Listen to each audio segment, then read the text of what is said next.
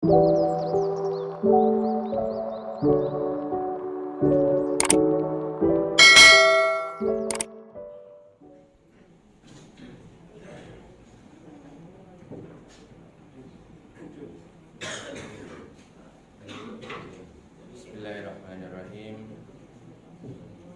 Assalamualaikum warahmatullahi wabarakatuh.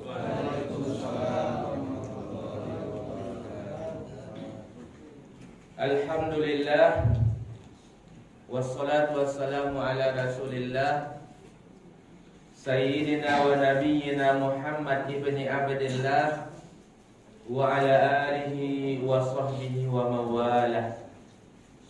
Ashhadu an la ilaha illallah wahdahu la syarika lah, wa ashhadu anna sayyidana Muhammadan abduhu wa rasuluh, la nabiyya wa la rasula ba'dah. Bapak-bapak, ibu-ibu, kaum muslimin, muslimat yang dirahmati Allah Subhanahu wa taala, segala puja dan puji marilah kita persembahkan hanya kepada Allah Subhanahu wa taala. Alhamdulillah, pada subuh kali ini kita masih diberikan kesehatan dan kesempatan sehingga kita bisa hadir ke Masjid Syura Pasar Banai ini dalam rangka dengan niat beribadah kepada Allah Subhanahu wa taala. Mudah-mudahan seluruh rangkaian ibadah kita diterima di sisi Allah Subhanahu wa taala. Amin ya rabbal alamin. Salawat dan salam semoga senantiasa dilimpahkan kepada baginda Nabi besar Muhammad sallallahu alaihi wasallam. Allahumma salli ala sayyidina Muhammad wa ala ali sayyidina Muhammad. Mudah-mudahan kita menjadi umat Rasulullah sallallahu alaihi wasallam yang nanti bisa berkumpul dan minum di telaga Rasulullah sallallahu alaihi wasallam. Amin. Dalam sebuah hadis Rasulullah sallallahu alaihi wasallam bersabda, apa kata Rasulullah? Man shallas subha fahuwa fi zimmatillah. Barang siapa yang solat subuh berjamaah maka dia dalam tanggungan Allah. Fi zimmatillah, dalam jaminan Allah, dalam tanggungan Allah, dalam lindungan Allah. Jadi alhamdulillah awak dan salat subuh itulah ditanggung oleh Allah dan dijamin oleh Allah Subhanahu wa taala. Dalam hadis yang lain kata Rasulullah sallallahu alaihi wasallam, man shallas subha fi jama'atin, barang siapa yang salat subuh secara berjamaah, summa qa'ada yazkurullaha, kemudian dia duduk berzikir kepada Allah. Awak cendekia kini berkumpul dua, awak bahas, awak buka ayat-ayat Allah, awak baca Al-Quran, awak baca hadis Nabi, maka duduk cendekia termasuk berzikir kepada Allah, dalam kategori berzikir kepada Allah, duduk berzikir kepada Allah. Hatta tadlu asyams, sampai terbit matahari. Nah, jadi duduk cendekia sampai terbit matahari. Kau di Jamawa tidak ada syuruk Arab. Jam berapa syuruk ini, Pak? Biasanya bisa awak tengok jam berapa syuruk sampai terbit matahari. Summa shalla rak'atain, kemudian dia solat 2 rakaat, solat sunat syuruk 2 rakaat. Setelah itu kana lahu ka ajri hajjatin wa umratin ya Rasulullah, maka dia memperoleh pahala seperti haji dan umrah. Tamah sampai 3 kali disobek dari Rasulullah. Sempurna. Makanya kalau di Pekanbaru di Masjid Agung An-Nur kodok diadakan acara macam itu hari Ahad orang nak kerojo pegawai libur, diadakan hari Ahad sampai terbit matahari sudah solat sunat syuruk untuk hadis itu mengambil keutamaan pahala tadi yang begitu besar, kata Rasulullah sallallahu alaihi wasallam. Tapi awak hari Selasa orang kerojo tentu tak bisa sampai terbit matahari ya Pak. Terlambat beko kena bongilau. Jadi hari Ahad kalau orang biasa. Bapak-bapak, ibu-ibu, kaum muslimin muslimat yang dirahmati Allah Subhanahu wa taala. Dalam kesempatan yang berbahagia ini, alhamdulillah Allah Subhanahu wa taala masih menghidupkan kita setelah mematikan kita. Tidur itu adalah mati kecil. Ai masih jago jawab leh. Berarti Allah masih menghidupkan kita. Pada pagi hari ini menjelang hari torang, pembahasan awak dari sebuah hadis dari Rasulullah sallallahu alaihi wasallam dari sahabat Abu Hurairah. Apa kata Rasulullah?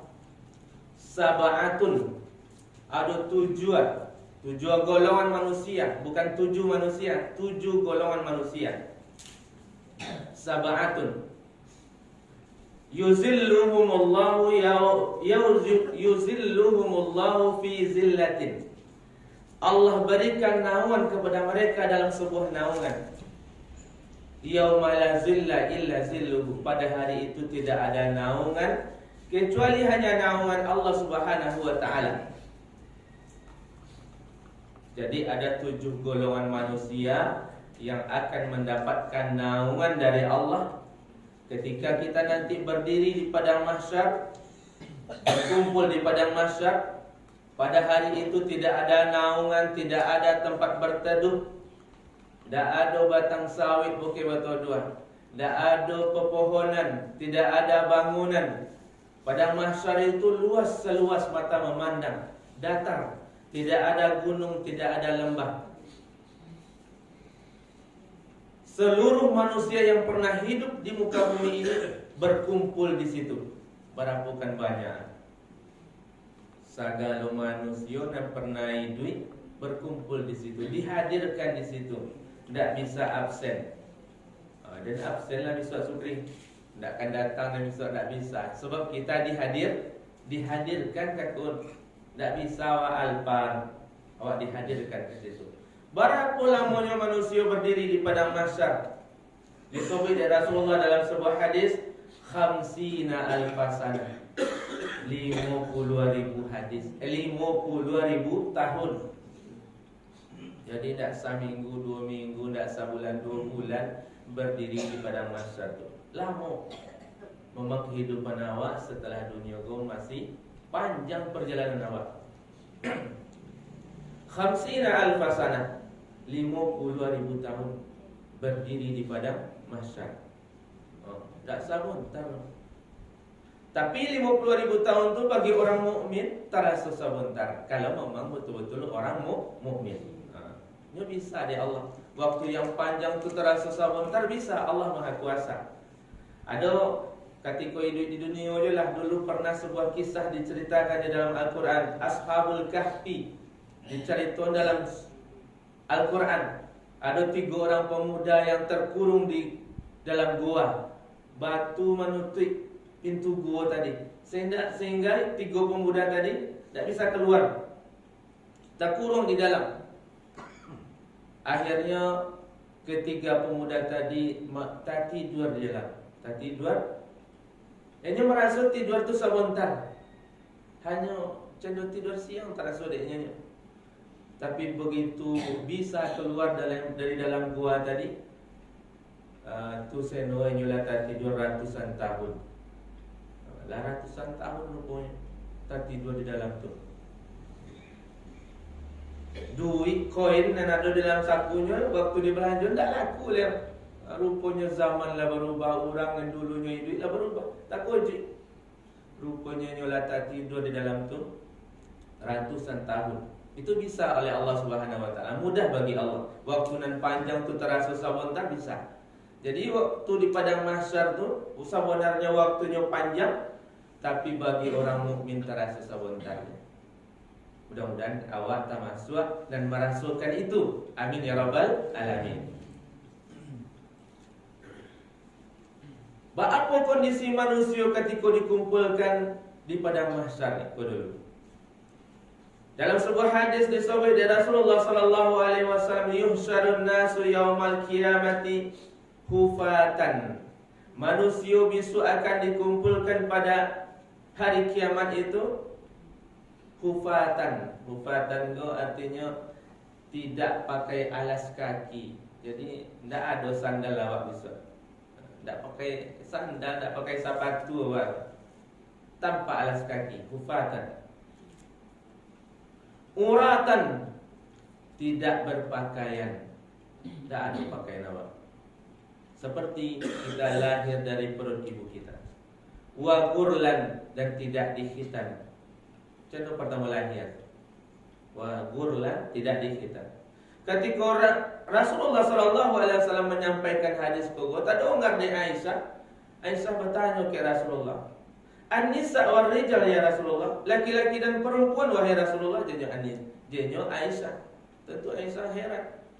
Berkumpul laki-laki perempuan tidak berpakaian. Yanzuru ba'duhum ila ba'd, jenyo Aisyah. Tentu mereka akan saling lihat satu sama lain. Kan itu pertanyaan Aisyah. Laki-laki perempuan berkumpul tidak berpakaian, tidak pakai alas kaki, tidak dikhitan. Tentu mereka akan melihat satu sama lain ya Rasulullah, janya Aisyah. Ku awak benarlah mendengar kugo, tentu awak akan bertanya lu model kugo mah. Ki Rasulullah sallallahu alaihi wasallam. Apa jawaban Rasulullah ki Aisyah? Ya Aisyah, janya Rasulullah. Al-yaum yauma izin, pada waktu itu, hari itu, al-amru yawma idzin asyaddu min an yanzura ba'duhum ila ba'din. Wahai Aisyah, perkara pada hari itu sangat dahsyat, sangat berat, sehingga kita tidak mempedulikan orang lain. Jadi awak tidak peduli ke orang lain sebab kondisinya dahsyat, berat. Jadi awak tidak peduli ke orang. Itu jenis Rasulullah sallallahu alaihi wasallam. Jangankan di kondisi begitu dahsyat di padang mahsyar mengerikan, matahari didekatkan, awak tidak peduli ke orang lain. Awak hitung diri awak je. Jangankan di situ, di dunia je lah dulu waktu terjadi dulu gempa bumi dan tsunami di Aceh tahun 2004, 9 skala Richter tahun 2004 dulu. Ada seorang bapak-bapak sedang mandi di kamar mandi, tidak berpakaian. Terjadi gempa 9,9 skala Richter tadi. Lalu bapak-bapak tadi lari keluar tanpa berpakaian. Itu terkejadian di Aceh. Ini orang takui. Lalu lari bapak tadi tidak berpakaian. Tidak ada seorangnya yang peduli kayaknya orang. So orang lain lari loh. Tidak ada seorangnya. Mana pakaian bapak? Tidak ada orang bertanya kayaknya model tu. Sebab segala orang lari loh. Orang takut loh. Jadi kondisi ketika itu dahsyat sehingga tak peduli orang kayaknya orang. Kalau dalam keadaan normal gue lari orang tak berpakaian, tentu akan nak tanya mana pakaian. Tapi kalau kondisinya dahsyat, awak tak peduli ke orang. Itu baru gempa bumi dan tsunami 9 skala Richter, awak tak peduli ke orang lain. Apalagi kondisi di padang mahsyar. Jadi awak tak peduli ke orang. Tidak berpakaian, tidak dikhitan, tidak pakai alas kaki, awak tak peduli ke orang. Sebab kondisinya pada waktu itu dah dahsyat, mengerikan. Matahari didekatkan dari makhluk. Jadi Rasulullah dalam hadis itu, dana syamsu yaumal qiyamati minal khalqi hatta takuna minhum kamidari milin. Matahari pada waktu itu didekatkan dari makhluk seperti seukuran 1 mil. 1 mil jarak matahari pada waktu itu. Perawi hadis itu menyebut, saya tidak tahu milnan mana yang dimaksud dari Rasulullah. Wallahu a'lam dengan perawi hadis itu. Ada 2 makna mil dalam bahasa Arab. Mil yang pertama, mil yang berarti jarak. Mil yang pertama berarti celak. Itu mil bahasa Arab. Celak untuk ibu-ibu, itu mil namanya dalam bahasa Arab. Ada alat celak ibu-ibu yang ada pensil, tu mil bahasa Arab. Makanya orang tua-tua dulu matahari sajongkal, ni sebab pensil celak terus sajongkalnya pendeknya. Pendek itu mil bahasa Arab ya. Mil dan kedua jarak yang kita kenal 1 mil, 2 mil dalam itu jarak yang kita kenal di dunia. Itu 1 mil tu tidak sampai 2 kilo, tidak sampai 2 kilometer. Kan pendek. Kalau matahari 1,5 kilo dia tiawaknya, itu bapur. Wah, ngalo gak awak mah. Kini jarak matahari kini di bumi berapa Sukri? Dalam buku IPA aku pernah kami baca jarak matahari kini go jenyo ahli, jenyo ilmuwan itu 150 juta kilometer.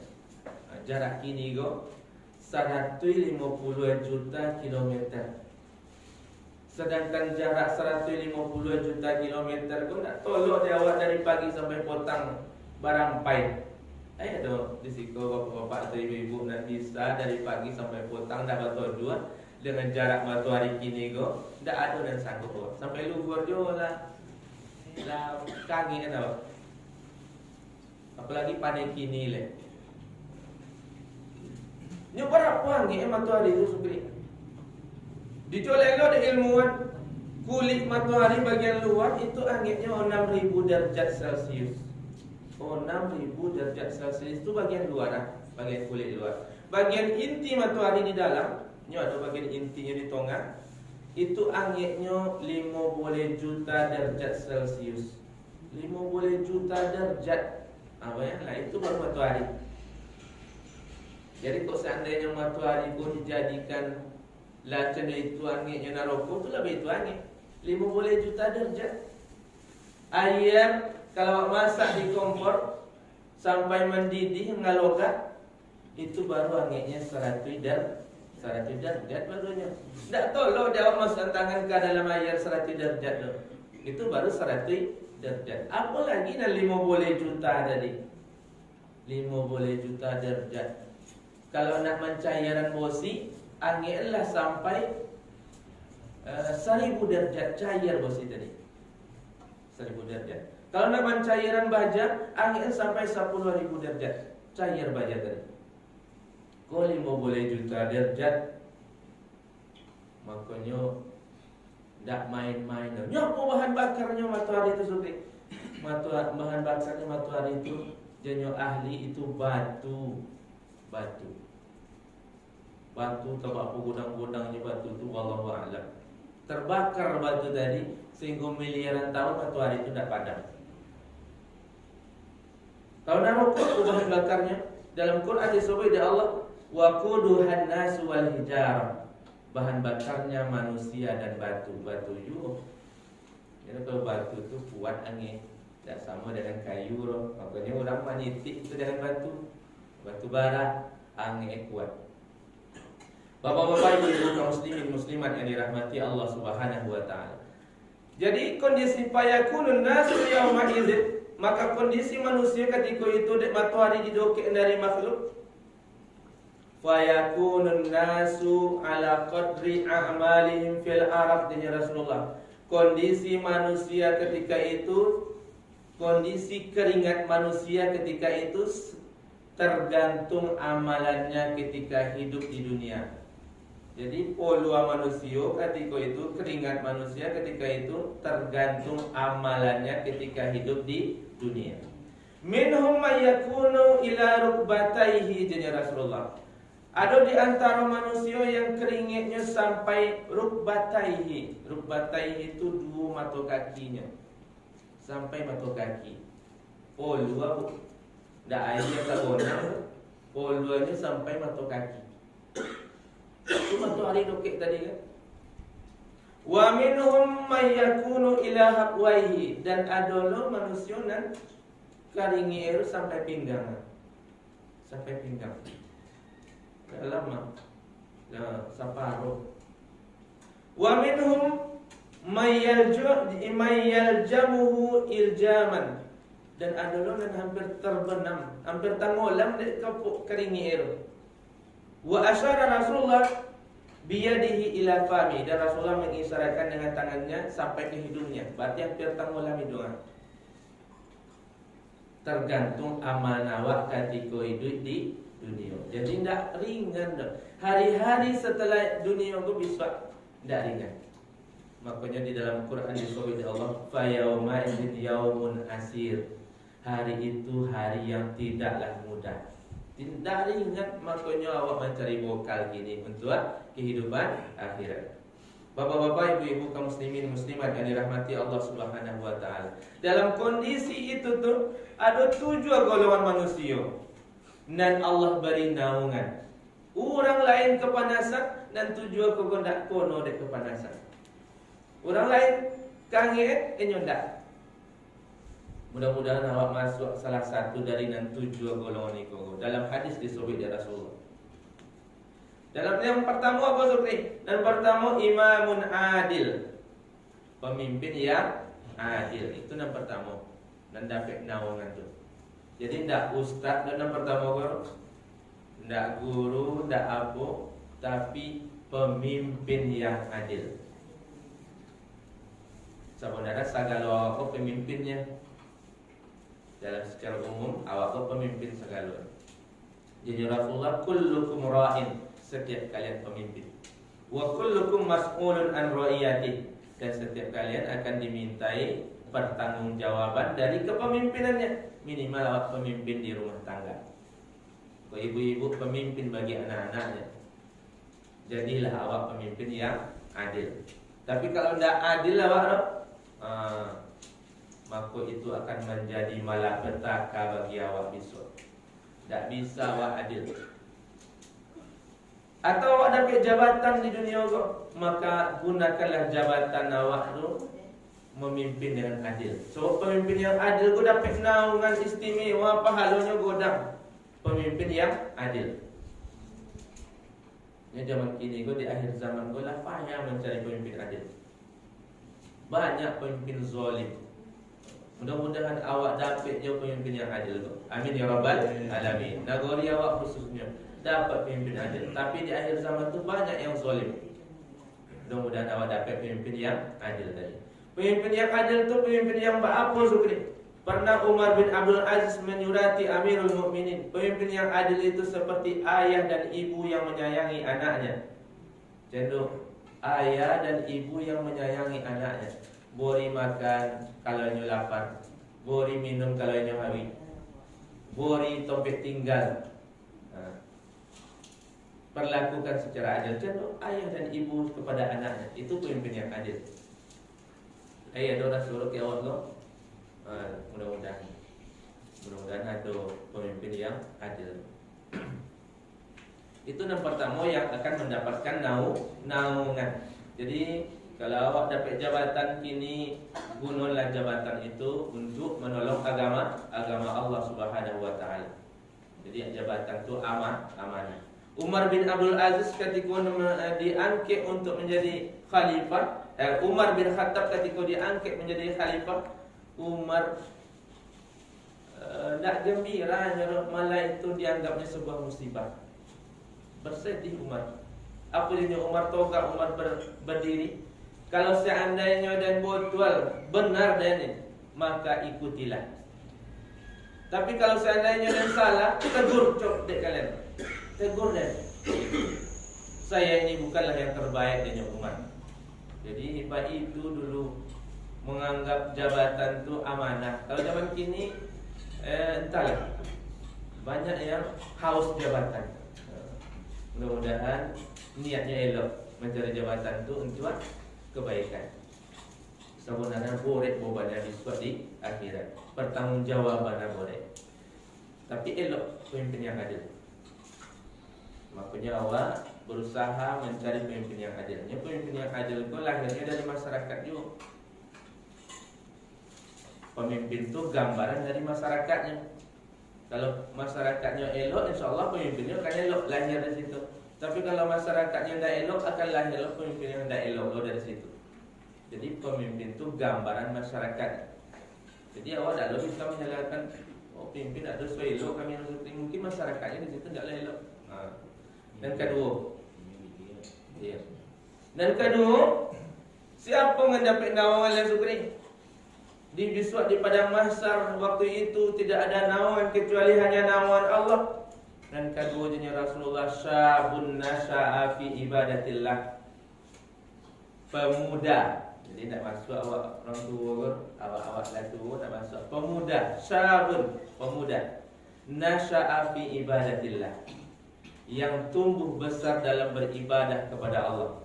Pemuda dan godang dalam beribadah kepada Allah. Layak orang suruh ke awak, bapak-bapak, ibu-ibu. Zaman kini tu banyak pemuda yang tumbuh besar di bawah YP gini tu. Di bawah godang lah, di bawah YP. Tidak dalam beribadah, godang gilo HP tak obey godang. Lah godang tu senol. Gilo HP je selesai besok. Itu nampaknya kini. Dan godang dalam beribadah tu, dia ada jom mungkin mudah-mudahan ada cik-cik mungkin. Mudah-mudahan kurang anak-anak awak nanti pondok lain beribadah je kalau jom. Dah ada megang HP. Kalau anak-anak awaknya di luar tu payah awak memegang HP. Siang malam, yo bapak ondek bapak lagi lu HP. Lah taruh ono-ono je kini lebat. Dah terbacakap lero di keluarga di rumah. Mak lah dapat HP lo, bapak lah dapat HP lo, anak lah dapat HP lo, nyono galo. Itu kini. Tidak ada terbacakap. Makan, pegang HP masing-masing. Itu kondisi awak kini. Itu tantangan awak kini. Boleh tantangan awak. Tak ringan. Dek gara-gara HP gua payah mendidik anak kini. Jadi HP gua ada game-game, ada tontonan-tontonan. Game itu merusak otak, merusak akal, merusak otak. Jadi game itu sama merusaknya cendol narkoba. Makanya berbala nak awak gini, ya dek, ikut kok. Game itu salah satu program orang untuk merusak akal awak kok. Sementara Islam itu agama yang menjunjung tinggi akal. Orang tu obey Islam itu menjunjung tinggi akal, dia dirusak akal tu dia. Perbedaan awak manusia kau dengan binatang akal. Yang membedakan awak dengan binatang itu akal. Manusia berakal, binatang tak berakal. Sebenarnya akal itu nikmat Allah yang paling besar. Ke awak, ke manusia. Kok burung bisa terbang. Manusia tidak ada sayap asal seperti burung. Tapi diberi akal. Di akal tadi manusia berpikir, akhirnya manusia bisa juga terbang tidak burungnya Pak, dengan dibuatnya pesawat terbang. Pakai alat di manusia. Dia ada akal tadi, dibuat pesawat terbang di manusia. Bahkan kalau manusia terbang lebih tinggi dan lebih jauh daripada burung. Kalau burung terbang dari satu pohon ke pohon lain, dari satu lembah ke lembah yang lain, manusia terbang dari satu benua ke benua lain. Mana yang hebat Pak? Manusia dan hebat. Walaupun tak ada sayap awak, tapi akal diberi dari Tuhan. Hebat manusia ni. Kalah burung tadi. Manusia ke awak memang diciptakan oleh Allah Subhanahu Wa Taala tidak memiliki badan yang besar seperti gajah. Kalau gajah badan godang tenaga kuat. Tapi awak diberi akal walaupun badan awak kenek, tapi awak diberi akal oleh Allah. Kok gajah bisa mencabut batang godang dengan belalaian? Manusia bisa juga dengan bantuan alat dibuat dari manusia, alat borek. Bahkan lebih kuat daripada gajah. Kok gajah bisa mencabut batang godang? Manusia bisa juga dengan bantuan alat berat tadi. Mana dan hebat? Manusia juga. Bahkan gajah diatur oleh manusia. Kok lau bisa menyelam di laut, berenang di air, karena bernapas pakai insang, bisa hidupnya di air. Manusia tidak bisa menyelam lama di air karena tidak memiliki insang. Tapi tidak juga kalah, manusia diberi akal oleh Allah. Akhirnya manusia bisa membuat alat bantu untuk menyelam di air. Dibuatlah kapal selam, dibuatlah alat-alat bantu. Bahkan kalau manusia menyelam di laut lebih dalam daripada ikan. Ikan tak bisa nyelam situ, manusia bisa nyelam situ dengan bantuan alat kapal selam. Berbulan-bulan manusia di dalam laut, 6 bulan dalam kapal selam. Hebat manusia. Bahkan di situ ikan laut tak bisa menyelam, manusia bisa nyelam situ dengan bantuan alat. Dek gara akal tadi. Jadi akal itu sebenarnya nikmat Allah yang paling gudang nikmat Allah kepada kita, yaitu akal. Hari kini tu banyak orang yang merusak akal. Yang merusak akal tu haram hukumnya. Baik merusak dengan narkoba, merusak akal dengan minuman yang memabukkan, termasuk HP tu ada sebagian aplikasinya yang merusak akal. Jadi game-game tadi. Itu program orang untuk merusak akal. Makanya awak mempertahankan jangan sampai akal awak rusak. Kalau akal lah rusak, anda wajib dia. Kalau rusak akal awak, maka ketika itulah manusia itu levelnya turun, bahkan lebih hina daripada binatang. Kalau akal tidak ada dia, manusia itu yang berbungkus bungkui yo manusia olehnya hakikat adalah binatang. Bahkan dalam Quran disebut di Allah, ulaika kal an'ami bal hum adall. Dalam Quran surah Al-A'raf, laqad zara'na li jahannama katsiran minal jinni wal ins. Sungguh kami benamkan, sungguh kebanyakan manusia, sungguh laqad zara'na li jahannam, sungguh kami benamkan ke dalam neraka jahannam katsiran minal jinni wal insi, banyak dari golongan jin dan manusia. Jadi neraka jahanam itu isi jin dan manusia. Dua-duanya isinya jin dengan manusia. Habis apa salahnya? Lahum qulubun la yafqahuna biha. Mereka punya hati tapi tidak bisa memahami dengan hatinya. Punya hati tapi tidak bisa memahami kebenaran. Lahum a'yunun la yubsiruna biha. Mereka punya mata tapi tidak melihat dengannya. Tidak bisa menengok kebenaran dengan matanya. Walaupun alam sagalongan nampak di awak aku adalah tanda-tanda kebesaran Allah, itu tidak ditengok dia. Matanya tidak bisa melihat kebenaran. Walahum adzanun la yasma'una biha, dan mereka punya telinga tapi tidak mendengar dengannya. Di ujung ayat itu disebut oleh Allah, ulaika kal an'am bal hum adall. Itu dan agak kurang. Mereka itulah seperti binatang ternak janya Allah. Bal hum adall, bahkan lebih sesat daripada binatang. Bisa merawat manusia ku lebih hina daripada binatang. Manusia ku bisa lebih mulia dari malaikat, bisa lebih hina daripada binatang. Jadi dua bisa kemungkinan awak bisa lebih. Kalau awak gunakan akal awak untuk elok, awak tundukkan hawa nafsu awak, maka ketika itu derajat awak bisa lebih mulia daripada malaikat. Nabi Muhammad waktu Isra Mi'raj, malaikat Jibril, siapa waktu Isra Mi'raj itu yang menemani Rasulullah? Malaikat Jibril. Malaikat Jibril itu sampai lagi ke 7 bisa mengawal Nabi. Setelah itu Nabi sudah ini malaikat Jibril pun tidak bisa melewati langit ke-7. Jadi Nabi Muhammad tidak bisa. Ketika itu Nabi Muhammad lebih mulia dari para malaikat. Jadi manusia itu bisa lebih mulia daripada malaikat. Dan bisa sebaliknya, bisa lebih hina daripada binatang. Kalau akal tidak ada, itu bisa lebih hina daripada binatang. Manusia bisa membunuh. Bila ada kejadian bapa adik bunuh, oma adik bunuh, adik sepupunya dimasukkan ke dalam septic tank. Dalam septic tank masuknya. Ketika itu berarti lebih parah daripada binatang.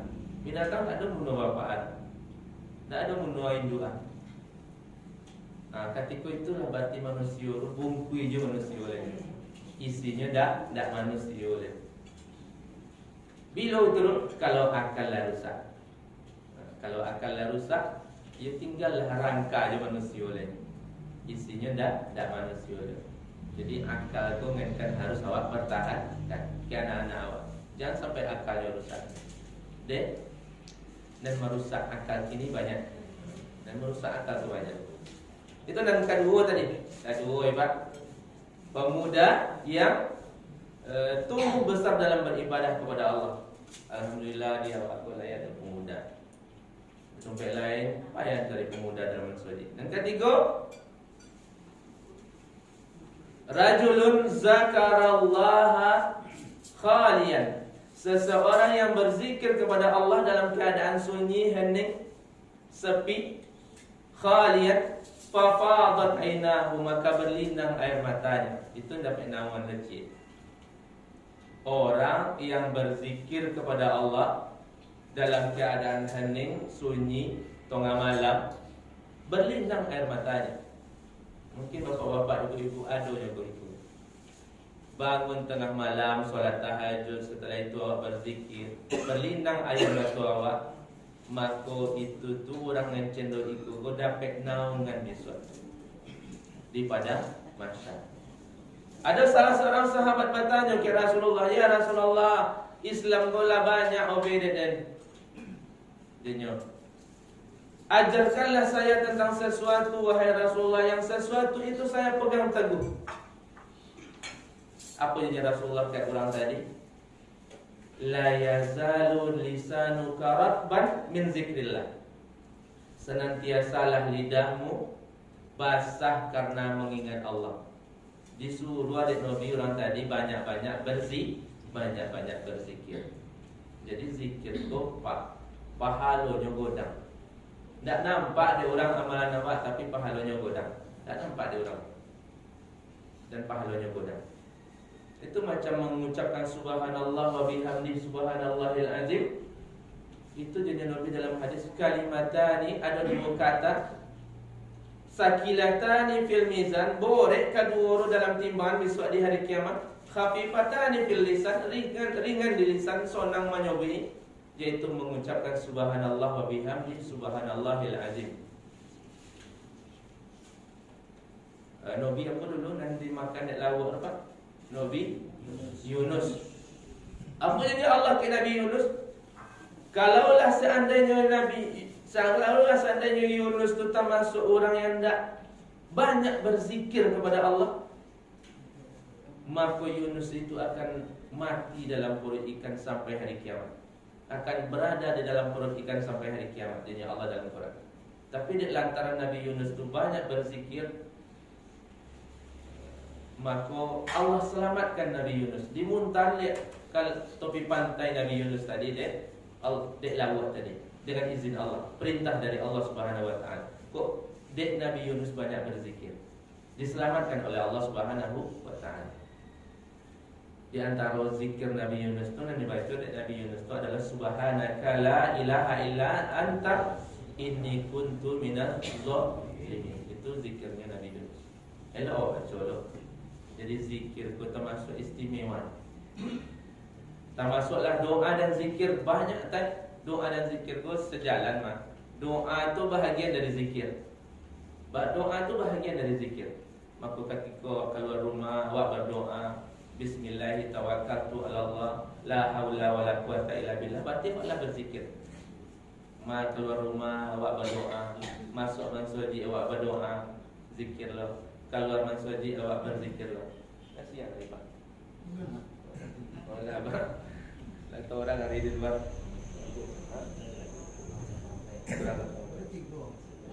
Hah? Baru tiga. Kau tak sudah awak sambung. Ya. Baru tiga.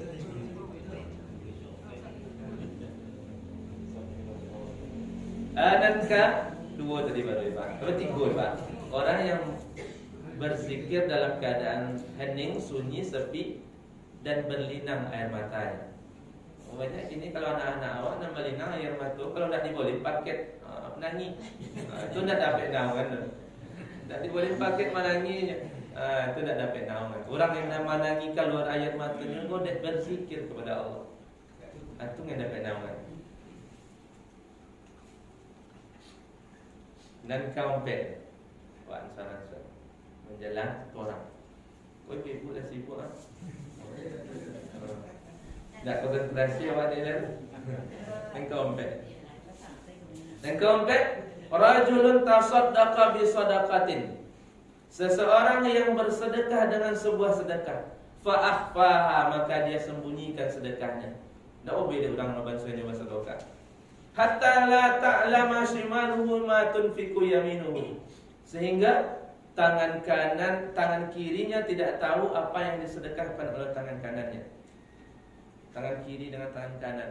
Tangan kirinya tidak tahu apa yang disedekahkan oleh tangan kanannya. Artinya apa? Ikut kiasan mah dalam bahasa Arab. Artinya orang yang terdekatnya tidak boleh bangsa dia bersedekah. Orang terdekat umpamanya bininya atau lakinya, tidak boleh bangsa dia bersedekah. Dia sembunyikan. Tapi bukan berarti tidak boleh mengumumkan sedekah, boleh juga. Untuk memotivasi orang lain niat awak, boleh. Jangan langsung awak pun ni seorang tu sianu tu ria. Tu bau mana mau sedekah. Tak bisa awak mancap orang memponis orang tu ria. Sebab ria tu di hati. Hati itu tak obed awak. Tak bisa awak memponis orang ria, memponis orang itu ikhlas mah. Tu ria mah. Kok ada benar lah tanda-tanda ria kayaknya tak je bisa awak memponis orang tu ria. Sebab ria tu di hati. Dan hati itu tak obed awak. Dalamnya hati itu lebih dalam daripada langit. Tak bisa awak memponis orang ria, memponis orang ikhlas. Wallahu a'lam. Sorannya lagi kepada Allah Subhanahu wa taala. Kalaupun awak bersedekah diumumkan nama awak, niat orang tu bisa jadi untuk memotivasi orang lain. Sianu je bersedekah sekian. Tak mungkin awak kalah dengan dia. Dan lebih tinggi ekonomi darinya. Kalau tak memotivasi orang lain boleh-boleh aja. Kok disembunyikan sedekah awak? Boleh juga. Boleh juga, sama-sama boleh. Nak disembunyikan, nak dinampakkan ke orang, asalkan niat masing-masing karena Allah Subhanahu wa taala. Tak boleh dia buat niat orang tu. Jadi kok ditampakkan benar batuli nama orang bersedekah. Sedekah dari sianu, dari hamba Allah, ada masuk nama langsung. Jangan langsung awak tuju orang tu dia. Belum tentu lah. Kadang-kadang kan awak asyik main phone je.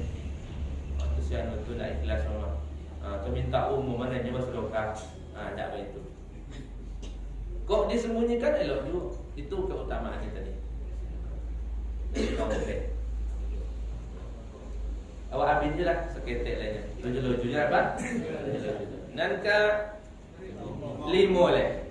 Dan ke limo, rajulani tahabbani fillah. Dua orang laki-laki yang saling mencintai karena Allah.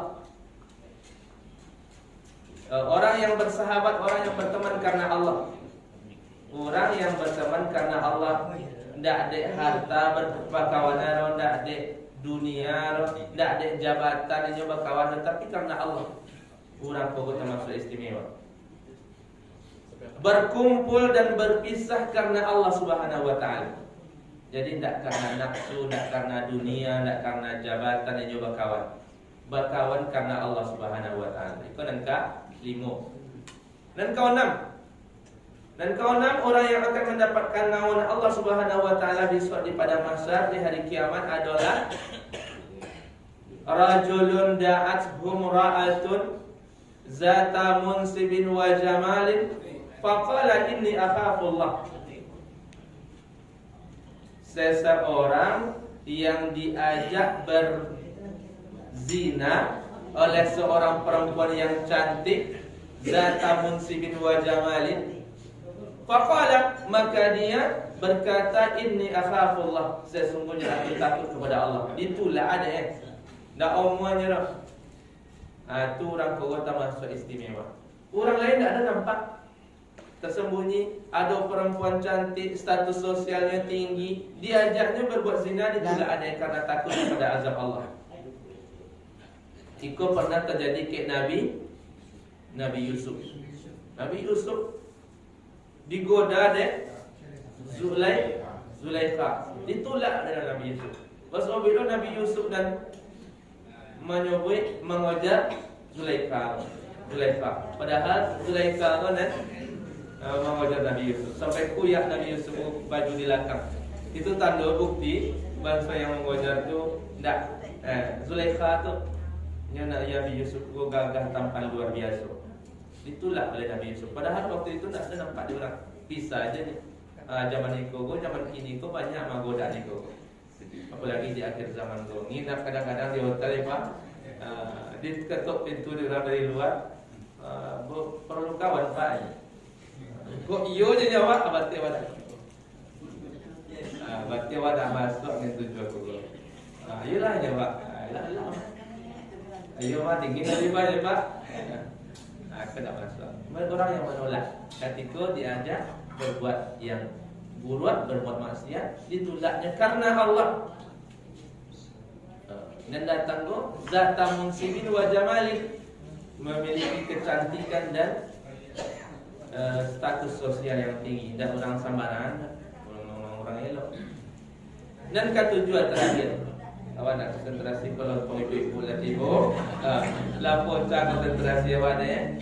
Dan ketujuan kami pun dah hilang mahal dan ketujuan iya, rajulun mu'allaqun qalbuhu fil masajid, seseorang yang hatinya terkait dengan masjid.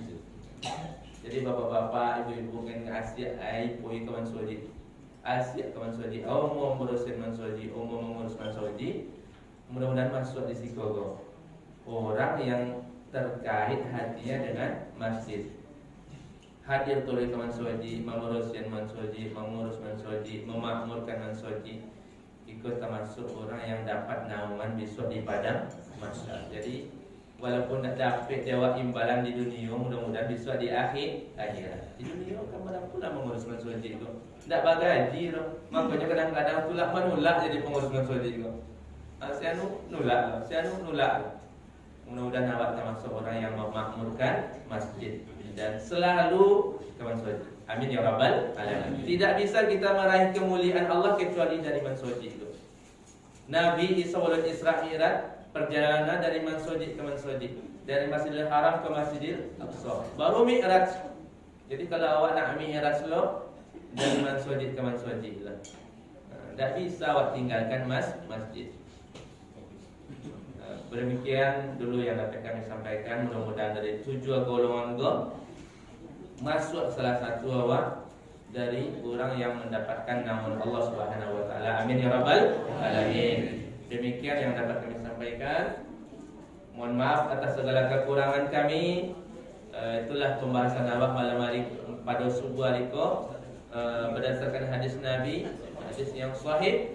7 golongan yang mendapatkan naungan dari Allah Subhanahu wa taala. Barangkali itu dulu yang dapat kami sampaikan. Billahi taufiq wal hidayah. Wassalamualaikum warahmatullahi wabarakatuh. Waalaikumsalam.